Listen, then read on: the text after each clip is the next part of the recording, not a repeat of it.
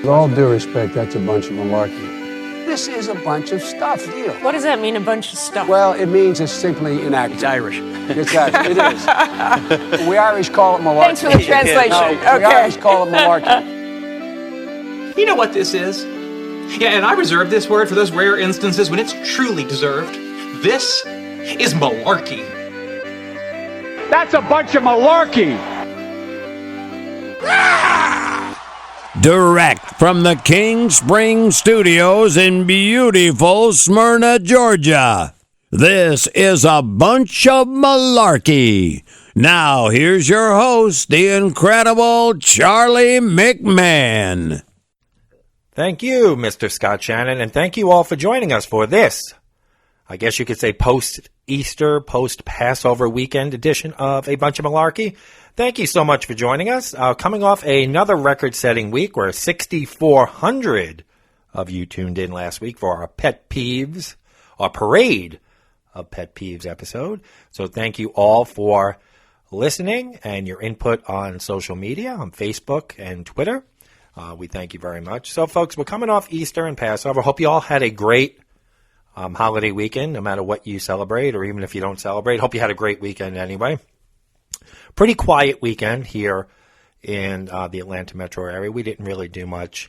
But Friday, you know, every year if you wear contacts or glasses, you have to go for an eye exam to update your prescription on your eyeglasses or your contacts. So we went on Friday morning, which I'm not very big into doctor's appointments anyway. I get hounded by my wife all the time. But for the eyeglasses and the contacts, something I use every day, I do go. I try to go at least once a year. Sometimes we stretch it to a year and a half. But anyway, you go in there, and it's like this battery of tests before you see the eye doctor. And by the time you get into that optometrist chair, I'm like staggering in there. They put you on this machine with all these flashing lights, taking pictures of your cornea, and it's like you get into Studio 54 and then putting into the bright lights. After it was totally disorienting, so I stagger into the chair. Thankfully, everything's fine and all that. But I don't know if you folks have been through this, where how are you expected to read these charts and do all this stuff after this battery of tests flashing in your eye and lasers, whatever the hell they're doing in there? So it's just crazy. And we're also coming off a weird weather pattern here. We've had 2 days in the last 7 where there was tornado watches and warnings in the area. And then Saturday, it got real cold here. It was like February here. We had the fireplace going. And then, Easter Sunday was real nice and everything. But, on those 2 days where there were tornado watches and warnings, and these, I mentioned it last week, started in Texas and went all the way through Georgia, South Carolina, and then up the coast through North Carolina, South Carolina, Virginia. Now, in this area, there was some watches and warnings. And last Sunday, as you know, was the Masters tournament that takes place here in Augusta, Georgia. And people were really into watching the tournament. And Tiger Woods ended up winning, and people were really... You got to love hypocrites out there, folks. When Tiger was going through all that stuff with his wife and the DWI and all that, people were ripping him down, posting nasty things about him online for years. And now they all love him again. So you got to love America, where you rise up, they tear you down, then they cheer for you when you come back. It's ridiculous. But anyway, people were sending death threats into the local weather stations here because they interrupted coverage of the Masters golf tournament. What is this? I mean, and I know I've discussed this in previous episodes where the masked singer was interrupted and people were sending death threats. And, I wrote in the comments of the Facebook page for these this weather station, the only way to stop this is you have to start shaming these people. Put up the exact tweet or Facebook message with their name and picture, and that's the only way this is going to stop. Although mutants really don't have any shame, and we're going to get to mutants later. That's what this whole show is about. But that's the only way to curb it a little bit, is that you have to shame these people. If they're willing to put themselves out there, or even in a private message, you got to put it up. Take a screenshot and put it up on the newscast, on the TV at night, or on the social media platform of the weather station. It's the only way you're going to stop this, folks. I mean, is a golf tournament more important than the safety of your community? Or any show, for that matter? Don't people know there's ways to go around local programming interruptions? You go on the website for the national network, whether it's NBC, CBS, whoever's carrying the sporting event, you can tune in live. If you have a cable subscription or credentials, I think for regular antenna TV, the basic channels, you probably don't even need that. But there are ways around this, folks. Not to threaten the lives of weather forecasters and weather meteorologists because you're going to miss something. So you got to shame these people. That's the only way you are going to curb this. So there was another funny story in the news, and this is something I would do. I mean, nowadays, you remember back in the 50s and 60s, you would see these people on pictures of people on flights, and it was quite luxurious back then. Full meals and all kinds of stuff, and it would be like, imagine what air travel is going to be 40 years from now or 50 years from now. Folks, we've taken so many steps backwards, especially since 9/11. With the whole security crap, I understand why we have to do it. But now, ever since the airline industry supposedly almost went belly up back during the Great Recession, they charge you for everything now. Some airlines are just ridiculous. Charge you for baggage, charge you for everything. You don't get a meal anymore. You're lucky you get a pack of chips. But a woman in England tried to put a stop to this. Folks, how far would you go to avoid paying an overweight baggage fee? If your bag's over, you get up to 50 pounds, and if it's over that, you have to pay some crazy fee. Well, this woman decided to layer up after being told her suitcase was too heavy. She wore 9 pounds of her clothing on a plane instead of forking over $85 for an overweight baggage fee at an airport in England. The woman had booked an all-inclusive vacation and did not bring enough money with her to cover an overweight baggage fee. She was quoted as saying, "I didn't want to be using the little amount of money I had just so I could get my bag on the plane. I literally said, I'm not paying it, and started putting my clothes on, and I was absolutely boiling mad."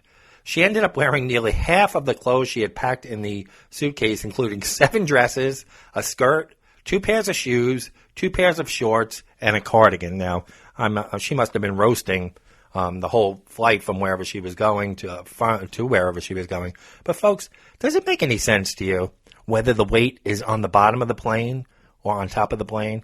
Now, you're going to charge someone $85 because they're 8 or 9 pounds over on the baggage, but then she has it on her body anyway, and it's still in the plane. The plane still weighs the same amount. Or, I don't want to fat shame because, it's not nice, but, are we going to start charging people for their weight? Like, if that's the theory where it's more weight, why should a 175-pound person pay the same ticket fare as a 350-pound person who's twice their weight? Are we going to start weighing customers at the airport, get them on a scale and then charge by the pound, or you get up to 200 pounds and then anything over that is extra?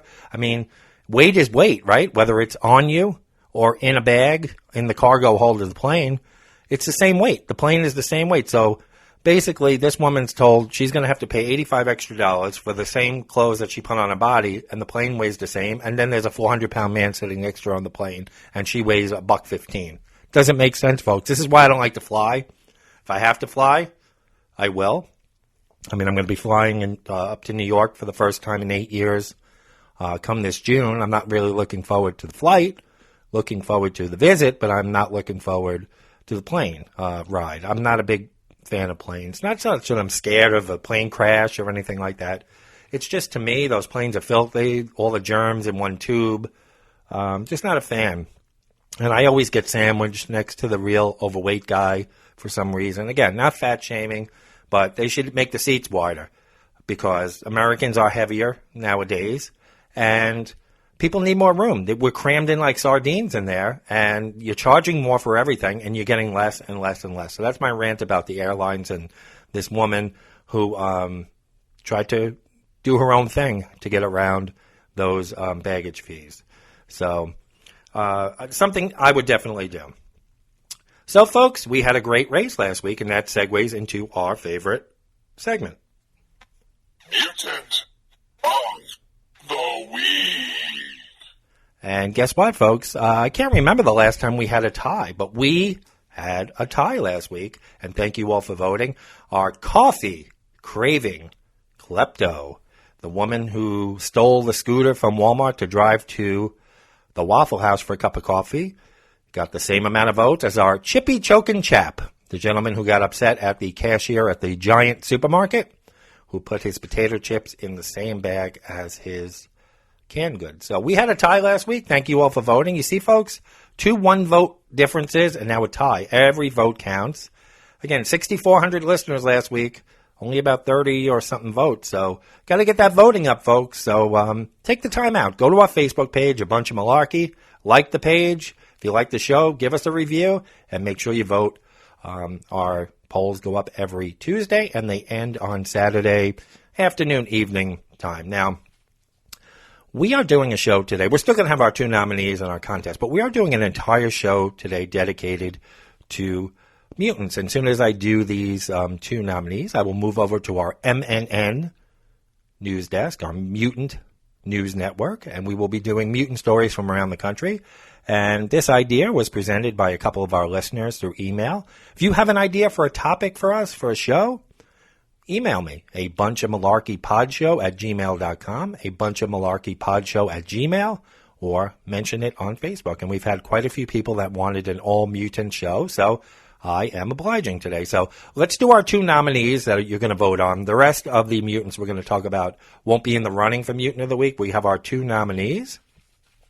So let's get going with those. Our first mutant, I think, is our first one ever from the state of Minnesota. A Minnesota sheriff's office encountered a wacky situation while making a traffic stop earlier last week. A driver who was pulled over for having trouble staying in his lane turned out to be operating the vehicle with a 250-pound pig on his lap. Sergeant Frazier of the Minneapolis Police stated.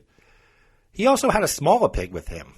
Both pigs can be seen in a photo posted to social media by the Chisago County Sheriff's Office. The smaller pig appears to be standing next to the driver's seat behind the larger pig's leg.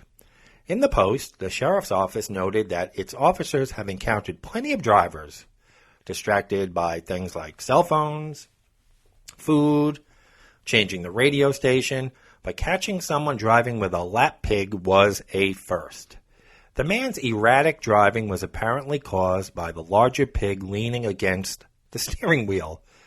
Forrester told the TV station that the man had his pigs on his lap because he was moving to another part of the state and didn't want the pigs to get cold on the journey.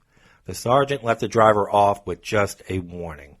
When traveling by car with pets, the American Society for the Prevention of Cruelty to Animals generally recommends transporting them in secure, well-ventilated crates or carriers inside the vehicle. So our first mutant we'll call the Roadhog. Out of Minnesota, the man driving with a 250-pound pig on his lap. So the Roadhog is our first Mutant of the Week nominee, coming out of the state of Minnesota. And our second one, folks, comes out of Florida. Where else, folks? A self-proclaimed saint, so this guy's calling himself a saint, was arrested in a coastal Florida town Sunday after screaming obscenities and threatening to unleash an army of turtles. An arrest affidavit. I'm getting like these mutants that can't pronounce words. We went over affidavit last week, 2 weeks ago, and an affidavit reportedly said. Authorities received multiple calls about a man who was disturbing the peace at several businesses in Indialantic, a town 75 miles southeast of Orlando. The suspect, later identified as 61-year-old Thomas Devaney Lane, was calling himself the Saint and allegedly said his army of turtles would destroy everyone. Lane accompanied a responding officer back to police headquarters, where he pounded on the walls and glass before leaving the station. Officers later found him in the parking lot of a 7-Eleven, where he allegedly cursed out customers and called 911. Lane allegedly told the 911 operator that the responding officer needed to leave now, or you will all be sorry you fucked with the Saint, the report said. Police said Lane refused to exit his vehicle and was taken out by force. During the ordeal, Lane allegedly continued to shout obscenities while warning passersby about the impending army of turtles. Lane was arrested and charged with disturbing the peace, resisting arrest without violence, and misusing the 911 emergency system. He was taken into Brevard County Jail later and released on bail, the report said. So let's call him the Turtle Terrorist coming out of Florida. So we've got a heavyweight match, the Roadhog versus the Turtle Terrorist. So, like I said, this whole episode is going to be about mutants. We're going to get incoming reports about mutants all over the country. And this was an idea of a few of our listeners. I think we have a report coming in right now. And folks, this is coming out of Florida. Another one out of Florida. A Florida man was arrested at an Olive Garden after police say he caused a drunken disturbance and was shoveling spaghetti into his mouth with his hands. Ben Paget, he's 32 years old. He was arrested by police in Naples, Florida on April 7th on charges of disorderly intoxication and resisting an officer without violence, according to an arrest report. The report said officers responded to a disturbance call at the restaurant and found a shirtless Paget chowing down on spaghetti. Paget smelled like booze and was muttering obscenities, the report said. A restaurant worker told police that Paget caused a scene inside the restaurant and had been asking patrons for money outside and yelling expletives, the report said. Officers gave Paget paper towels to clean up the pasta on his face. After he was taken into custody, Paget started smashing his head against the metal cage partition in the patrol car, causing him to cut his head, the report said. Paget was booked into jail and later released on $2,000 bond. Attorney information was not available at the time of this report. So, folks, you ever see someone sitting outside of an Olive Garden eating spaghetti with his hands and cursing at people? So that's we have another mutant report coming in, and it's also from Florida. Folks, be on the lookout for a naked man wearing a ball cap and gloves. Authorities in Florida are telling the public, and they're asking for the public's help in tracking down a man who they say burglarized a Little League concession stand wearing nothing more than a ball cap and a pair of gloves. The Pinellas County Sheriff's Office said the naked burglar struck the stand at Fisher Field in Dunedin almost 2 weeks ago. Deputies say the burglar stole cameras and a cash box with $250 inside, and he caused $5,000 in damages. Surveillance video obtained by the Tampa Bay Times also shows the man taking a package of hot dogs. The ball field is shared with Dunedin High School. So, folks, be on the lookout for a man wearing, if you're in that area of Florida, be on the lookout for a naked man in a ball cap and a pair of gloves. All right, we got a report coming in from Indiana. An Indiana man. He's suing his parents, folks, in a pretty ballsy act on his part for destroying his very valuable porn collection. That's right. The man who is being identified only as Charlie. Now, folks, it isn't me. Just want to set the record straight. Charlie claims the porn stash has an estimated value of $28,940.72 and includes more than 400 VHS tapes, 1,600 DVDs, 160 CDs, and 70 sex toys. CDs? What is it? It's just audio porn? Charlie is seeking a total of $86,822.16, which includes the value of the missing items and the amount it would cost to replace them. So he's factoring in replacement costs, like he like he has some like insurance rider and he just crashed his car and he wants the full value of the car. Some of the films were worthy collectibles include Frisky Business, I guess that's a take on Risky Business, and Big Bad Grannies, according to the Associated Press. Things came to a head this week after Charlie filed a lawsuit against his parents. According to the court documents, he moved into his parents' home in Grand Haven, Michigan in October of 2016 while he was going through a divorce. I wonder why he was getting divorced. Although Charlie stayed with his parents for about 10 months, he was asked to leave almost a year later in August of 17 after a domestic situation took place at the home. A few months later, the parents traveled to Indiana to drop off their son's possessions, but didn't include his massive porn collection. That aroused Charlie to file a police report about the trash porn collection with the Ottawa County Sheriff's Office, but the prosecutor's office declined to file charges against his parents. A month after filing the report, Charlie sent an email to his dad explaining his dire situation. Quote, "If you had a problem with my belongings, you should have stated that at the time and I would have gone elsewhere. Instead, you chose to keep quiet and behave vindictively." End quote. According to the lawsuit, his father responded saying he was doing his son a favor. His father was quoted as saying, "Believe it or not, one reason for why I destroyed your porn was for your own mental and emotional health. I would have done the same if I had found a kilo of crack cocaine. Someday, I hope you will understand." So we'll see if Charlie... I want to know what the parents did with the porn. Did they just throw it out? Are they using it for their own enjoyment? What happened to that porn? All right, we got a report coming in from Rhode Island. A firefighter who police say walked naked into a Rhode Island convenience store on a dare has been placed on administrative leave.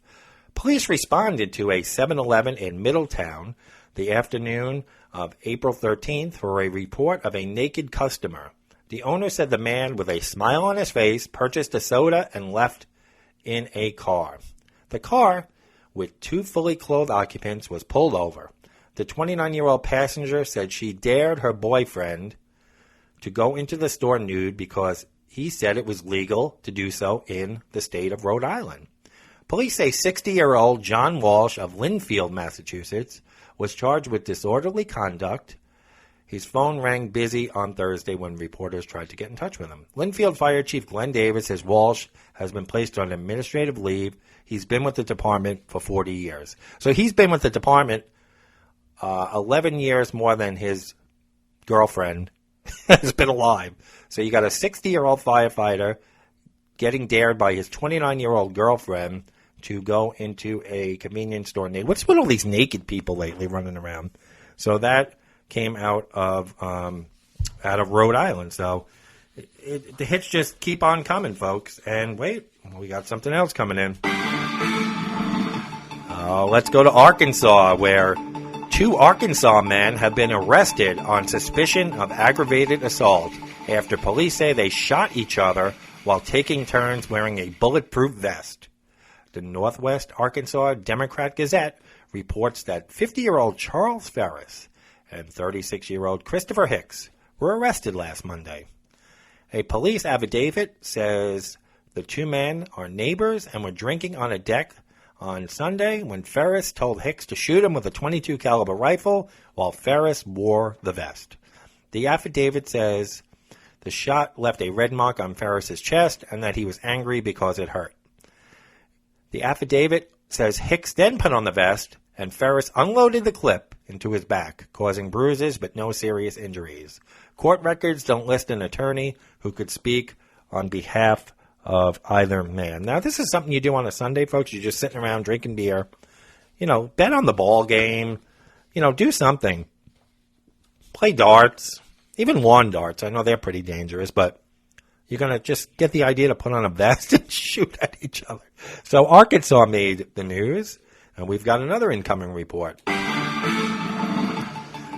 We're going to Maryland, where a robbery suspect wore a unicorn costume, and police say he has been unmasked. News outlets report that Baltimore County Police say 28-year-old Jacob William Rogue donned a pink and white unicorn costume and smashed a convenience store register with a crowbar last Saturday. Police say 27-year-old Joseph Philip Sylvestre drove Rogue, who fled with cash and cigarettes from High's Dairy Store. The pair's car crossed into oncoming traffic and crashed into mailboxes, a utility pole, shrubbery, and a boulder, which sent the car back across the road until it hit a tree. Both men are hospitalized with serious injuries. Sylvester was treated and released, but Rogue remains hospitalized in serious condition. Court records didn't list lawyers for them. Police say a discarded unicorn costume was found in the bushes. So, folks, they caught the unicorn thief. All right, we got another report coming in. Another one from the dairy state of Wisconsin. Chaos descended on a Wisconsin Walmart store last Wednesday night after a karate-performing mother, her naked son, and their belligerent dog shoplifted and ran naked in the store. The Eau Claire Police Department said on social media that the officers responded to a call that a woman, who is identified as Lisa Smith, 46 years old, and her dog Bo shoplifted from the store. The woman's son, 26-year-old Benny Van, was causing chaos in the store as well. Police learned that Smith came into the shop with Bo unleashed, with the dog immediately running off towards customers while the woman was pulling apart displays in the store and placing them in her shopping cart. After being told to leave the store, the woman began showing off her karate moves in the parking lot to fend off police officers. The dog tried to flee the crime scene, albeit unsuccessfully, with a box of Jiffy cornbread muffin mix in his mouth. After a brief fight with the officers, Smith was arrested. As a last-ditch attempt, she tried to kick a window out of the police car. Her raucous son, meanwhile, was getting fully naked and began exposing himself to the other customers at the store. He then tried to cover himself with some new clothes from the store without intending to pay for them, police said. After officers confronted Van, he threatened to run them over with his scooter, prompting the police to use physical force to stop the scooter and arrest the man.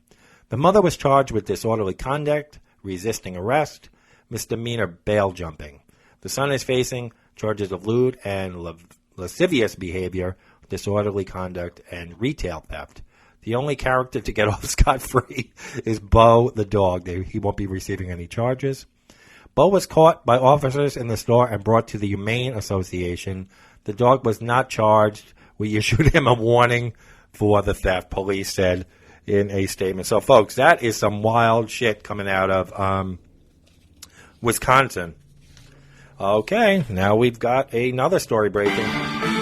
Folks, it's Wisconsin again. What are the odds of getting 3 Wisconsins in one day? But you talk about a food fight, folks. A Wisconsin woman called police on Sunday after she got into an argument with her husband when he brought home the wrong type of chicken, authorities said.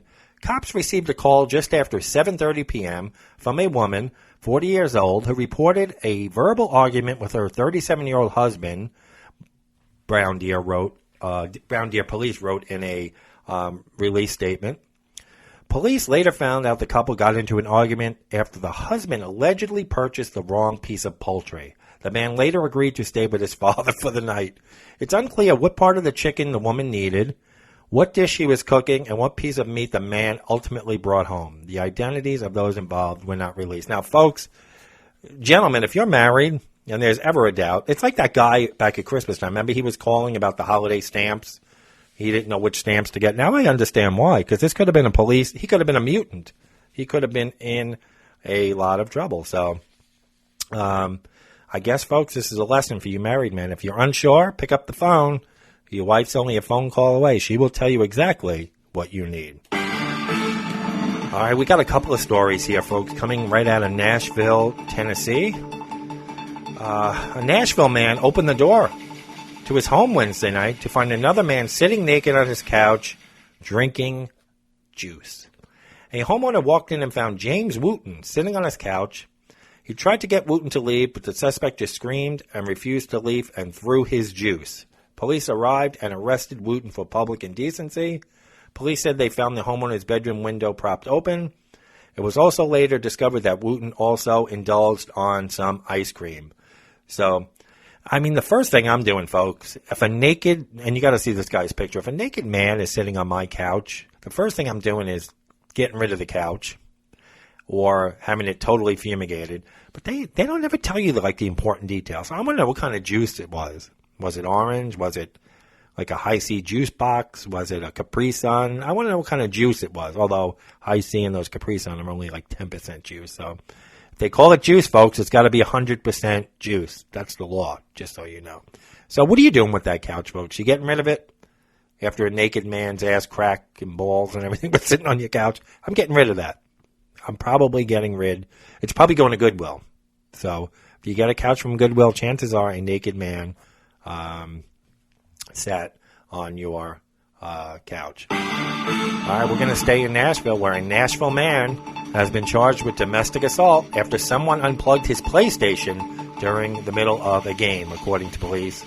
Police say Joshua Stone got into an argument with the victim while playing video games. He told officers the woman unplugged his PlayStation, so he body slammed her. So don't mess with people's games, folks. People get a little crazy over these games. I think I was playing video games one time with a friend back in high school, and we were in the Stanley Cup Finals of the hockey. We went through all these layers of the playoffs, and we were in the last round in the last game, and his mom pulled the plug on us. So that wasn't fun. So I can relate, but we did not, for the record, folks, we did not body slam his mom. All right, we got breaking news from Dickinson, Texas, where a woman was arrested on Saturday after telling police the methamphetamine in her purse were healing crystals, investigators said.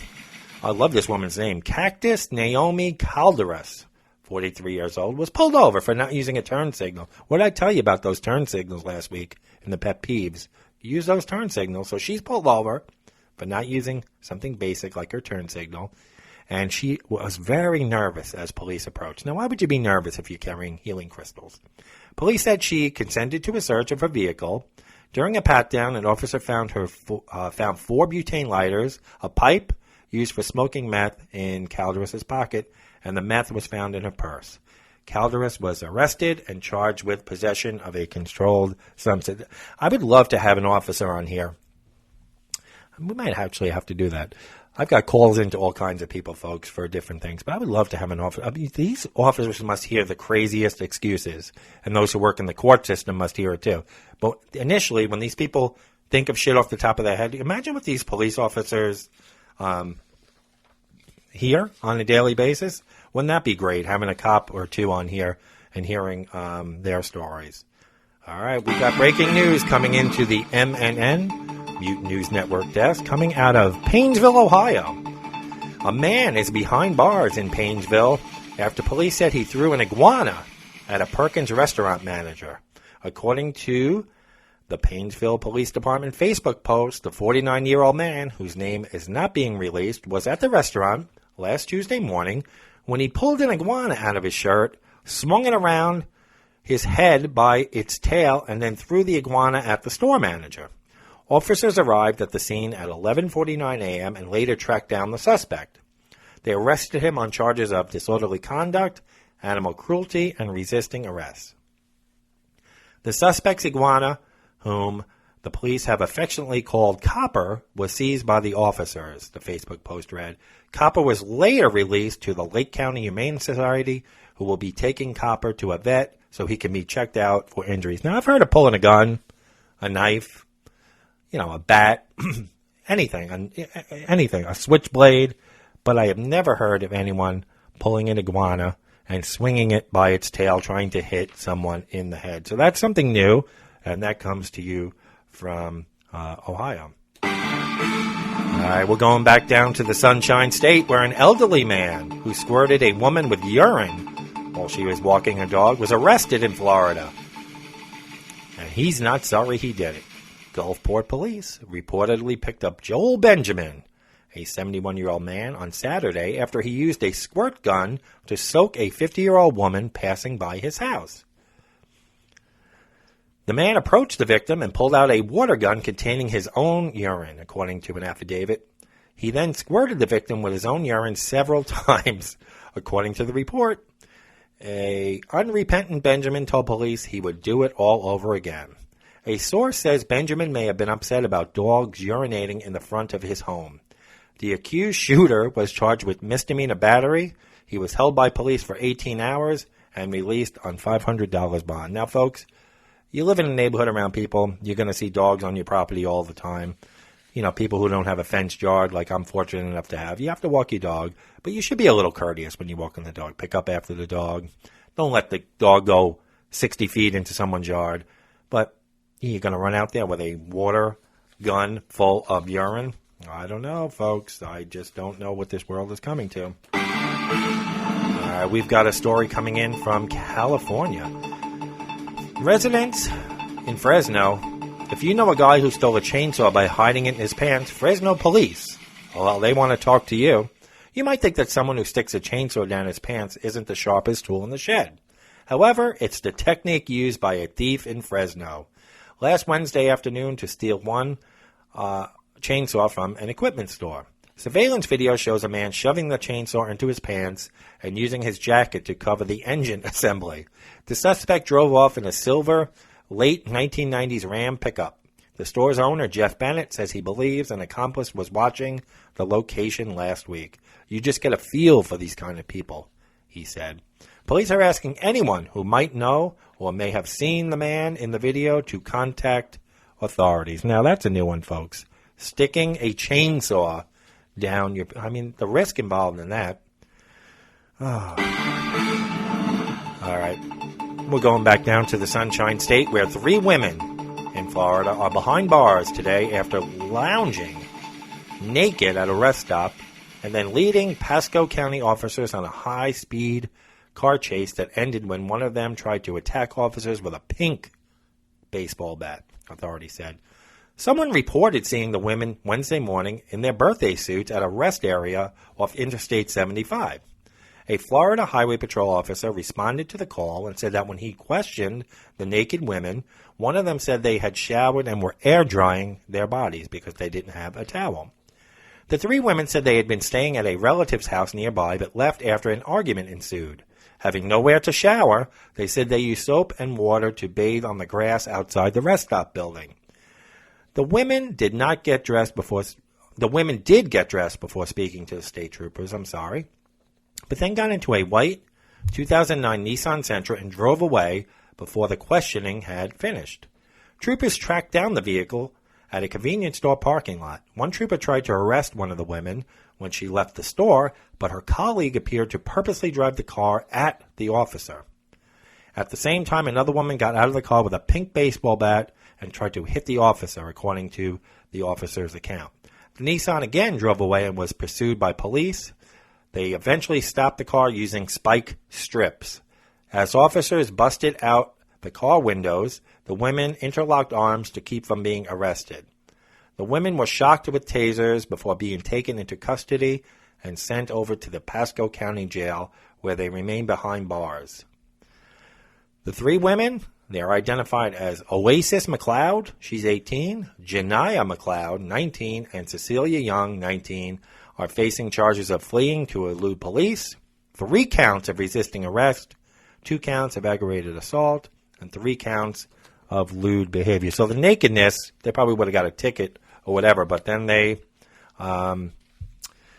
took off, and they came out, the cops, with bats, and it turned into a melee. All right, we got a story coming in from Laredo, Texas. Now, folks, if your wife asks you, you married guys, if your wife asks you how she looks or if she's pretty, you know what to say, don't you? Well, apparently a man in Laredo didn't. A woman is accused of assaulting her husband when he did not answer when she asked him if she was pretty. Elizabeth Guadalupe Ramirez, 20 years old, of Laredo, was charged with 2 counts of family violence assault, according to police. According to the Laredo police, Ramirez said her husband had assaulted her and tried to strangle her. However, the man told police the couple had been in a theater when Ramirez asked if she looked pretty. The man claimed he did not answer Ramirez because he could not hear her due to the movie, which made the woman angry. And this is what the newspaper reported. The couple went home, and the man said Ramirez hit him while he was driving. Ramirez allegedly continued to hit her husband, while the couple arrived home, striking the man and pushing him. A relative tried to separate the couple, was allegedly assaulted by Ramirez as well, leading to her arrest. So, you married guys out there, if If your wife asks you, do these jeans make my ass look fat? How do I look? Do I look pretty? Come on, folks. You know the answer. All right, we're going up to Connecticut, where a family up there in Connecticut had an unusual house guest on Saturday after a man crashed his SUV into their yard and then walked around their house naked. Another naked story, folks. What's with all this naked? Well, it is getting warmer out there. The Newtown Police Department said they were dispatched to a home after residents said a naked man they did not know was wandering inside their home. The residents were out shopping in the morning and returned home to find a 35-year-old Joseph Achenbach of Watertown inside their home. During the investigation, officers determined that Achenbach had crashed his Ford Escape into the backyard of the resident's home and wandered into the house through the unlocked glass sliding door. Always lock your doors, folks. Police said that the 35-year-old's clothes could not be found at the scene. It is believed that he arrived naked when he crashed the car. Police believe that alcohol and drugs played a role in his behavior. Really? Achenbach has been charged with criminal trespassing, reckless endangerment, disorderly conduct, and driving while intoxicated. He's being held on $5,000 bond and will appear in court on Monday. So, lock those sliding doors, folks. All right, we have to go to Florida again. Florida, you're killing us, but you're making it a good show. A Florida driver who allegedly stopped to let a pedestrian walk ahead, only to later hit him with his car while crossing, was arrested last Tuesday, according to officials. Luis Alberto Ferri, 36 years old, surrendered to authorities after the incident was caught on camera last month at the Broward County Sheriff's Office, said in a news release. Surveillance footage of the incident, released last week, showed Ferry's alleged actions, which investigators described as bizarre, cruel, and reckless. The video shows Ferry stopped at a crosswalk in Oakland Park to allow the pedestrian to pass. But as soon as the person crossed in front of Ferry, he allegedly accelerated and turned in the direction of the victim, striking him. He left the pedestrian with a broken leg, according to the sheriff's office. Ferry, who has a history of arrest in Broward County, was hit with a slew of charges, including battery, violation of probation, and drug-related offenses. Now, you're letting the guy go. I could see if you just were an idiot and you blew through the crosswalk and you hit someone. Doesn't make it right, but it was unintentional. You were a jerk. But this guy waited until the guy got in front of him and then decided to hit the engine. So, Florida. Oh, wait, Florida's calling us again, folks. Florida police say a man who called 911 to report a crime appeared to forget he was admitting to one himself.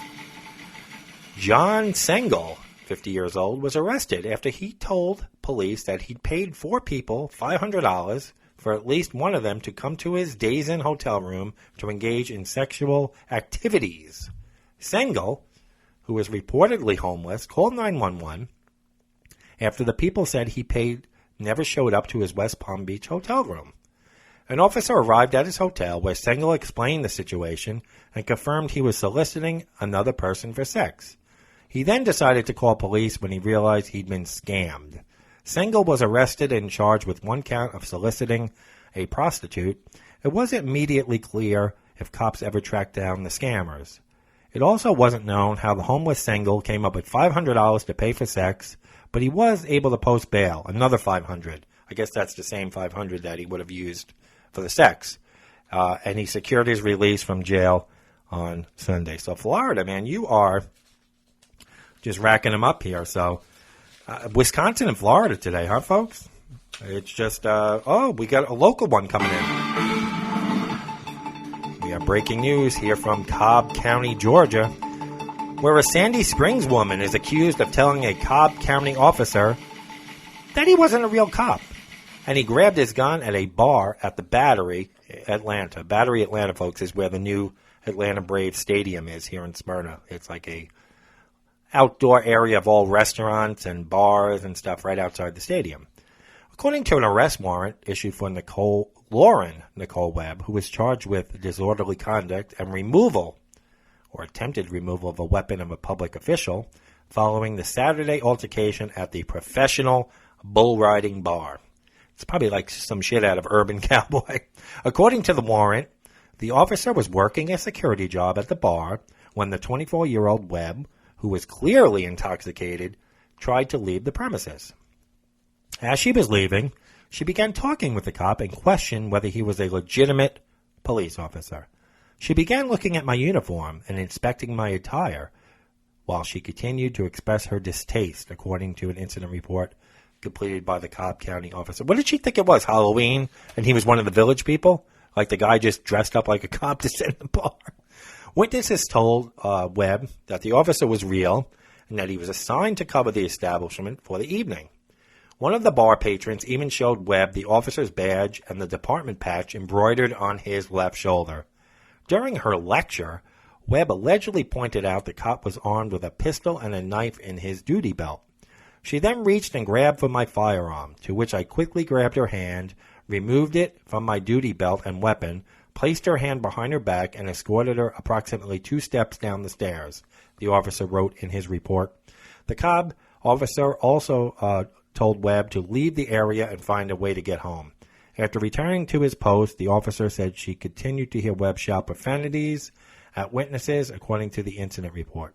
Webb, who was with a friend at the time of the incident, continued to linger near the front door of the bar. She was arrested and booked into the Cobb County Jail around 4 a.m. on April 13th. Her friend was not arrested. Webb was released after posting $7,370 bond. So now, even initially after she grabbed this gun, he was willing to let her go. She should have just called an Uber and got the hell out of there. But this woman insisted on staying there, so she ended up arrested. All right, we're going back down to Florida, where a 65-year-old Florida woman used a softball bat to chase away a 300-pound half-naked man who was trying to break into her car. Clarice Gainey said the suspect burglar was lucky she only had a bat. Early Sunday morning, Gainey said she heard a noise outside her apartment. She looked out the window and saw a large man wearing only his boxers, and he was pulling on her car's door handle. I grabbed my bat and braced myself, said Gainey. Gainey said the suspect lunged at her. Little did he know, Gainey said, I used to play softball in high school, and I still know how to swing a bat. I took that bat and hit him upside the head, and paya! And he said, ow! Gainey said. Police later identified the man as Antonio Mosley, who is 5'6" and weighs 300 pounds. Police said after Gainey hit him with her bat, Mosley ran to a nearby mobile home park, still wearing nothing but his boxers. A canine unit tracked Mosley down and found him inside a mobile home, according to police. Police also said Mosley was in possession of cocaine. Gainey later positively identified Mosley as her attacker, and police told her he had a big knot on his head. Mosley is charged with burglary and drug possession. He was booked into the Alachua County Jail. He better be glad I didn't have a gun, Gainey said. Well, isn't that the truth? So, another one out of Florida. So now we're going to go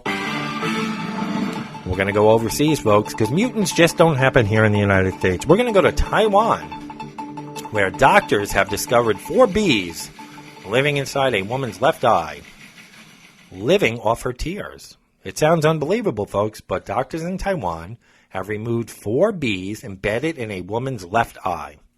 The 29-year-old patient went to Fulin University Hospital because of severe pain in a left eye. Doctors discovered the tiny bees feeding off the moisture in her tear ducts. Under the microscope, I slowly pulled the bees out, one after the other, ophthalmologist Dr. Hung Chi-ting said at a press conference last week. The patient, who was only identified as by her last name, he, said the ordeal began when she was plucking weeds around a gravestone. She said she rinsed what she thought was sand from her eyes, but the left eye was heavily swollen by the time she got home a few hours later. The bees that Hung removed were alive. They were known as sweat bees because they feed on sweat and tears from humans and animals. However, they rarely sting. Hung said the patient's contact lenses may have saved her vision. She was wearing contact lenses, so she didn't dare to rub her eyes in case she broke the lens. If she did rub her eyes, she could have induced the bees to produce venom, and she could have gone blind. The woman was discharged and expected to make a full recovery. The still living bees were sent to a research facility where they will be studied. This is the first time in Taiwan we've seen anything like this, her doctor told the BBC. Martin Shalomi, an associate professor of entomology at National Taiwan University, said that luckily stings by sweat bees aren't that painful. He compared it to a tiny spark that had singed a single hair on your arm. She couldn't have asked for a better bee to sting her in the eye. Now, folks, I see a bee. I'm in my 40s. I've been terrified of bees since I was a kid. We'll get into that in another episode of why I'm terrified of bees. But I see a bee within 20 feet of me. I'm running like a kindergarten girl. Running. I'll pull the car over if there's one in the car. How this woman let 4 bees into her eye and didn't realize it and sitting around for a couple of days and then going to the... I don't get it. That's a mutant, folks. Yeah, I feel bad that she went through that. But how are you not... doing this? How are you not going to the doctor, or how are you allowing bees to get in your eye? I'm telling you, I see a bee in the area, I'm running. I just don't get it. So our final story, we have to go all the way to England, folks. See, we don't just have mutants here in the United States. We went to Taiwan, went to Florida many times today, in Wisconsin. But our final story is about a wedding in England. The maid of honor, you know, folks, and I know from DJing all those years, the maid of honor is an important role at any wedding.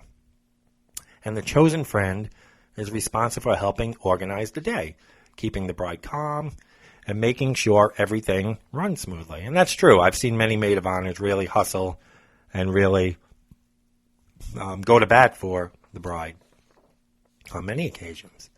But one woman was given an unusual task at her friend's wedding, and it saw her cleaning up a lot of dead goldfish. The bride loves animals, especially fish, and is an on and off again vegetarian and PETA supporter. So for her special day, she decided she wanted bowls filled with live goldfish as her centerpieces. And that wasn't all, folks. She also decided the fish could double up as wedding favors, and each guest would be given a fish at the end of the wedding. Her maid of honor was very worried about the welfare of the fish, and was also concerned that not all of the guests are going to want to adopt a pet at the end of the wedding. She voiced her thoughts to the bride-to-be, but the bride didn't see a problem. In her mind, the only potential issue was that the fish might not survive the whole ceremony and meal, so she asked her maid of honor to be on floater duty. She claims the bride told her, well, that could be your job during the reception. Just keep an eye out for any dead ones and replace them before anyone notices. They're called feeder fish for a reason. They don't live long. Everyone knows that. We'll buy them that morning. They only need to survive through the reception. So during the day, the dedicated maid of honor spent her free time, and there wasn't much of it, keeping an eye on the centerpieces, all 40 of them at 40 different tables.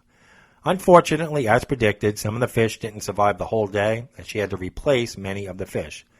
But folks, that wasn't the end of it. Unsurprisingly, many of the guests didn't want fish to take home, and the maid of honor was left with all 80 goldfish at the end of the night. She wrote, "Isn't it strange how not a single guest was willing to take home a goldfish?" It couldn't have helped that the bride didn't think to provide containers to put them in, so she didn't even. What are the people going to walk out with the fish cupped in their hand? So she didn't provide anything. Thought people were going to want to adopt a pet. So basically, she was stuck with. The bride said, well, got to go on my honeymoon, got to go, bye, see ya. And now the maid of honor was left with 80 goldfish. They were gone, and she was literally the only person from the wedding left in the building. And the venue wanted their globes back that the fish were floating in. So she had to go to a big box pet store in her big red satin floor-length gown, heels clacking on the tiles, and purchase a big-ass rectangular tank, a filter, and fish flakes. A few were dead by the time I got them home, then more the next morning, more again in the afternoon, and in the evening and the next morning. By the third day, we were down to 5, and we lost one a day after that until only one was left. And the one that survived, she named it Sun, and she says it will probably linger longer than my friendship with the bride, and probably far longer than her marriage will linger on. So, folks, we span the world today. We span the United States of America. And we stand a little bit of the world. We went to Taiwan. We went to England. So you wanted all mutants. You got all mutants. Now, if you have an idea for a show, folks, we have some I've got a lot of feelers out there for guests, a lot of interviews. I got a lot of things in the hopper just waiting to hear back. But if you have an idea for a show, a topic, or if you're in the area and you want to be part of the show, I know we have some dedicated listeners here in the Atlanta metro area. You want to come by the King Spring studio and have an idea for a show, want to sit in as a guest, email me, a bunch of malarkey pod show at gmail.com, a bunch of malarkey pod show at gmail. For our new listeners, where are we found? We go over this every week, but let's do it again. You can find us on iTunes, on your Apple Podcast app. Make sure you subscribe, folks. That helps us in the rankings, and we'll get you the new episode every week. Google Play, Spotify, iHeartRadio, TuneIn Radio, Radio Public, CastBox, YouTube, and Stitcher. If you have a Echo device, just say, Alexa, play the podcast A Bunch of Malarkey, and she will play our most recent. And those reviews go a long way, folks, on our Facebook page and on those platforms. And in case you didn't know, a lot of our new listeners don't, if you enjoy the content of all 36 episodes of this podcast, then you might enjoy my book, A Whole Lot of Shenanigans, which basically chronicles my 2 years working with the public at a courthouse parking lot.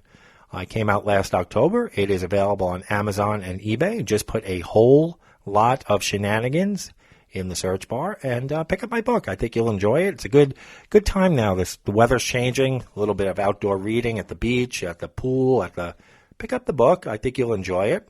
And as always, folks, I want to thank you all for tuning in last week, another record week. I hate to beat you over the head with that every week, but I just want to thank you and tell you that it's not taken for granted. So thank you all once again. And as I always say, folks, and come on, we span the country and the world today. You can't go anywhere without dealing with these mutants. So as I always say, beware. It's a shit show out there. Thank you so much for joining us for this All Mutant All the Time episode. Have a great week, and take care, everybody. We'll catch you soon. Bye-bye.